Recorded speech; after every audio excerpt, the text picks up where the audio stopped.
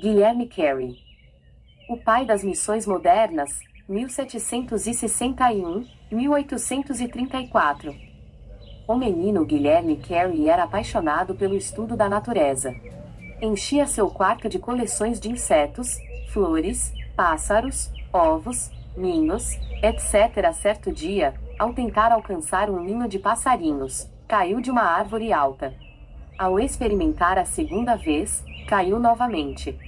Insistiu a terceira vez, caiu e quebrou uma perna. Algumas semanas depois, antes de a perna sarar, Guilherme entrou em casa com um ninho na mão. "Subiste a árvore novamente?" exclamou sua mãe. "Não pude evitar, tinha de possuir o ninho, mamãe", respondeu o menino. Disse que Guilherme Carey, fundador das missões atuais, não era dotado de inteligência superior e nem de qualquer dom que deslumbrasse os homens. Entretanto, foi essa característica de persistir, com espírito indômito e inconquistável, até completar tudo quanto iniciara, que fez o segredo do maravilhoso êxito da sua vida.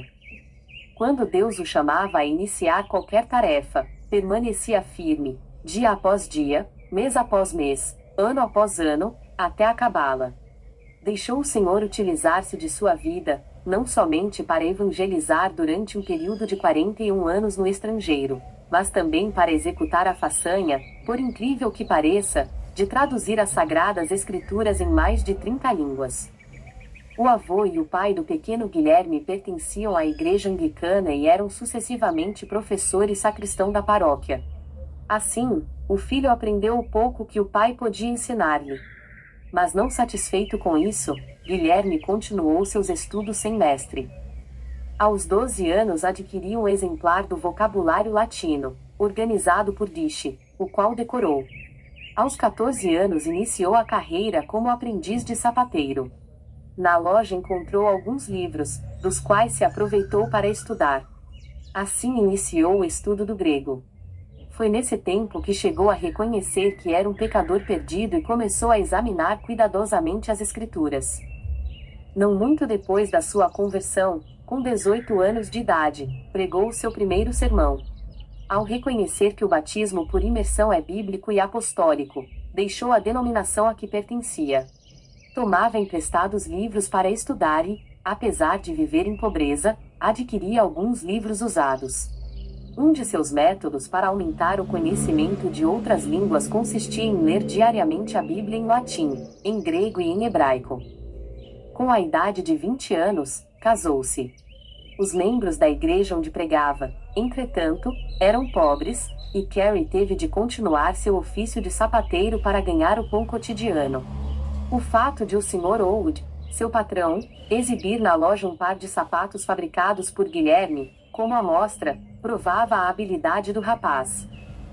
Foi durante o tempo em que ensinava geografia em Moulton, que Carey leu o livro As Viagens do Capitão Cook, oportunidade em que Deus falou à sua alma acerca do estado abjeto dos pagãos sem o Evangelho.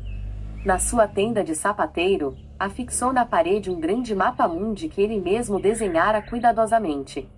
Incluíra nesse mapa todos os dizeres disponíveis, o número exato da população, a flora e a fauna, as características dos habitantes, etc., de todos os países. Enquanto consertava sapatos, levantava os olhos, de vez em quando, para o mapa, e meditava sobre as condições dos vários povos e a maneira de os evangelizar. Foi assim que sentiu mais e mais a chamada de Deus para preparar a Bíblia para os muitos milhões de hindus, na própria língua deles.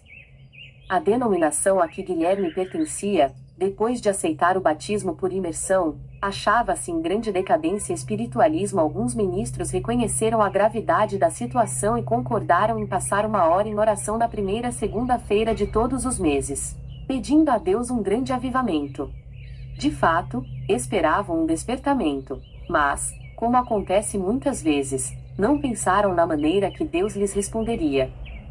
As igrejas de então não aceitavam a ideia, que consideravam absurda, de levar o evangelho aos pagãos.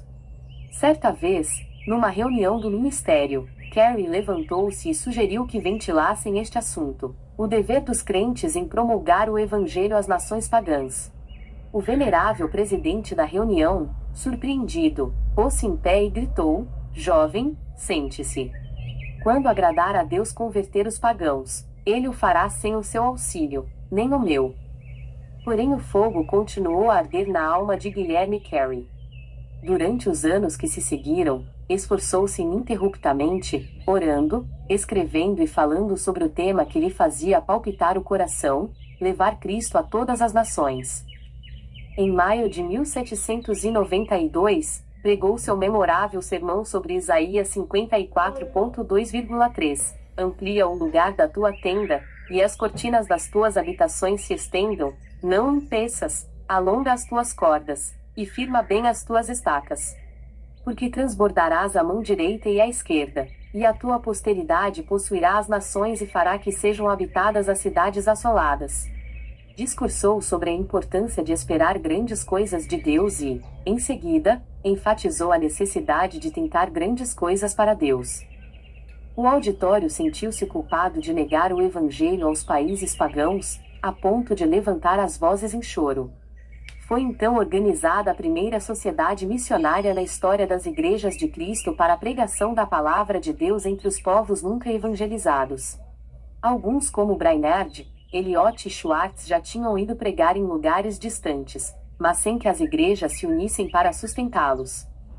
Apesar de a sociedade missionária ter sido o resultado da persistência e esforços de Carey, ele mesmo não tomou parte na sua formação. O seguinte, porém, foi escrito acerca dele nesse tempo. Aí está Carey, de estatura pequena, humilde de espírito, quieto e constante, tem transmitido o espírito missionário aos corações dos irmãos, e agora quer que saibam da sua prontidão em ir aonde quer que eles desejem, e está bem contente que formulem todos os planos. Nem mesmo com esta vitória, foi fácil para Guilherme Carey concretizar o sonho de levar Cristo aos países que jaziam nas trevas. Dedicava o seu espírito indômito a alcançar o alvo que Deus lhe marcara. A igreja onde pregava não consentia que deixasse o pastorado. Somente quando recebeu a visita dos membros da sociedade é que o problema foi resolvido. No relatório da igreja consta o seguinte registro: apesar de concordar com ele, não achamos bom que nos deixe aquele a quem amamos mais que a nossa própria alma. Entretanto, o que mais sentiu foi quando a sua esposa recusou timinantemente deixar a Inglaterra com os filhos. Carey estava tão certo de que Deus o chamava para trabalhar na Índia que nem por isso vacilou. Havia outro problema que parecia insolúvel: era proibida a entrada de qualquer missionário na Índia. Sob tais circunstâncias, era inútil pedir licença para entrar. Foi nessas condições que conseguiram embarcar, mas, infelizmente, o navio demorou algumas semanas para zarpar e, pouco antes de partir, os missionários receberam ordem para que desembarcassem. A sociedade missionária, apesar de tantos contratempos, continuou a confiar em Deus. Conseguiram granjear dinheiro e compraram passagem para a Índia em um navio dinamarquês. Uma vez mais Carey rogou a sua querida esposa que o acompanhasse, mas ela ainda persistia na recusa. Nosso herói, ao despedir-se dela, disse: se eu possuísse o mundo inteiro, daria alegremente tudo pelo privilégio de levar-te e os nossos queridos filhos comigo, mas o sentido do meu dever sobrepuja todas as outras considerações. Não posso voltar para trás sem incorrer em culpa a minha alma. Porém, antes de o navio partir, um dos missionários foi à casa de Carey. Grande foi a surpresa e o regozijo de todos ao saberem que esse missionário conseguiu induzir a esposa de Carey a acompanhar o seu marido. Deus comoveu o coração do comandante do navio a levá-lo em companhia dos filhos sem pagar passagem. Certamente, a viagem à vela não era tão cômoda como nos vapores modernos. Apesar dos temporais, Carey aproveitou-se do ensejo para estudar o Bengali e ajudar um dos missionários na obra de verter o livro de Gênesis para esta língua indiana. Guilherme Carey aprendeu suficiente o Bengali, durante a viagem, para conversar com o povo. Pouco depois de desembarcar, começou a pregar, e os ouvintes vinham para ouvir em número sempre crescente. Carey percebeu a necessidade imperiosa de o povo possuir a Bíblia na própria língua e, sem demora, entregou-se à tarefa de traduzi-la. A rapidez com que aprendeu as línguas da Índia é uma admiração para os maiores linguistas. Ninguém sabe quantas vezes o nosso herói se mostrou desanimadíssimo na Índia. A esposa não tinha interesse nos esforços de seu marido e enlouqueceu. A maior parte dos ingleses com quem Carrie teve contato tinham como louco. Durante quase 2 anos nenhuma carta da Inglaterra lhe chegou às mãos. Muitas vezes faltava aos seus dinheiro e alimento. Para sustentar a família, o missionário tornou-se lavrador da terra e empregou-se em uma fábrica de anil. Durante mais de 30 anos, Carrie foi professor de línguas orientais no colégio de Fort Williams. Fundou também o Serampore College para ensinar os obreiros. Sob a sua direção, o colégio prosperou, preenchendo um grande vácuo na evangelização do país. Ao chegar à Índia, Carrie continuou os estudos que começara quando menino.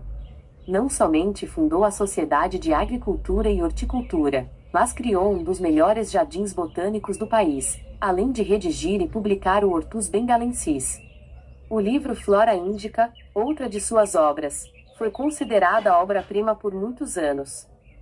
Não se deve concluir, contudo, que para Guilherme Carey a horticultura fosse mais do que um passatempo. Dedicou-se, também, a ensinar nas escolas de crianças pobres, mas, acima de tudo, sempre lhe ardia no coração o desejo de se esforçar na obra de ganhar almas. Quando um de seus filhos começou a pregar, Carey escreveu: "Meu filho, Félix, respondeu à chamada para pregar o Evangelho." Anos depois, quando esse filho aceitou o cargo de embaixador da Grã-Bretanha no Sião, o pai, desapontado e angustiado, escreveu para um amigo: "Félix encolheu-se até tornar-se um embaixador." Durante o período de 41 anos, que passou na Índia, não visitou a Inglaterra. Falava, embora com dificuldade, mais de 30 línguas indianas, dirigia a tradução das escrituras em todas elas e foi apontado para o serviço árduo de tradutor oficial do governo. Escreveu várias gramáticas indianas e compilou notáveis dicionários dos idiomas bengali, marathi e sânscrito. O dicionário do idioma bengali consta de 3 volumes e inclui todas as palavras da língua, traçadas até a sua origem e definidas em todos os seus sentidos. Tudo isso era possível porque sempre economizava o tempo, segundo se deduz do que escreveu seu biógrafo.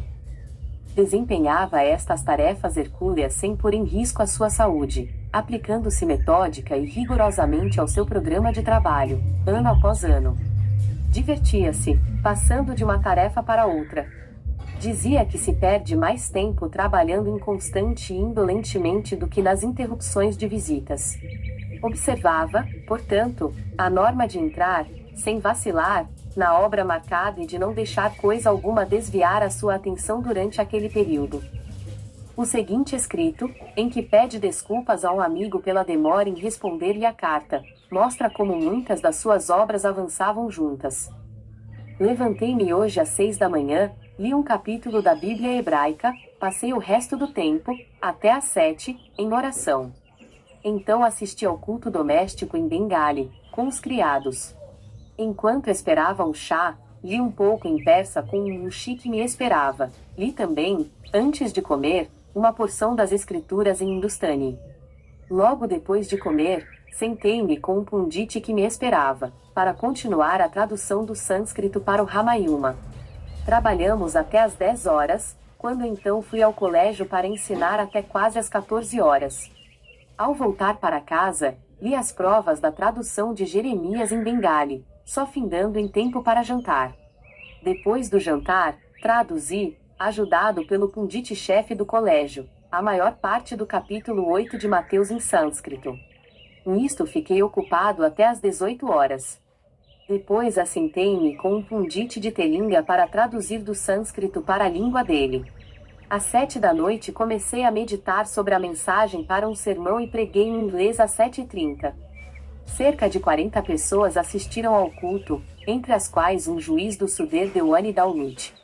Depois do culto, o juiz contribuiu com 500 rúpias para a construção de um novo templo. Todos os que assistiram ao culto tinham saído às 21 horas. Sentei-me para traduzir o capítulo 11 de Ezequiel para o Bengali. Findei às 23 horas. E agora estou escrevendo esta carta. Depois, encerrei o dia com oração. Não há dia em que disponha de mais tempo do que isto, mas o programa varia. Com o avançar da idade, seus amigos insistiam em que diminuísse os esforços, mas a sua aversão à inatividade era tal, que continuava trabalhando, mesmo quando a força física não acompanhava a necessária energia mental. Por fim, viu-se obrigado a ficar de cama, onde continuava a corrigir as provas das traduções. Finalmente, em 9 de junho de 1834, com a idade de 73 anos, Guilherme Carey dormiu em Cristo. A humildade era uma das características mais destacadas da sua vida. Conta-se que, no zênite da fama, ouviu certo oficial inglês perguntar cinicamente: o grande Dr. Carey não era sapateiro? Carey, ao ouvir casualmente a pergunta, respondeu: não, meu amigo, era apenas um remendão. Quando Guilherme Carey chegou à Índia, os ingleses negaram-lhe permissão para desembarcar.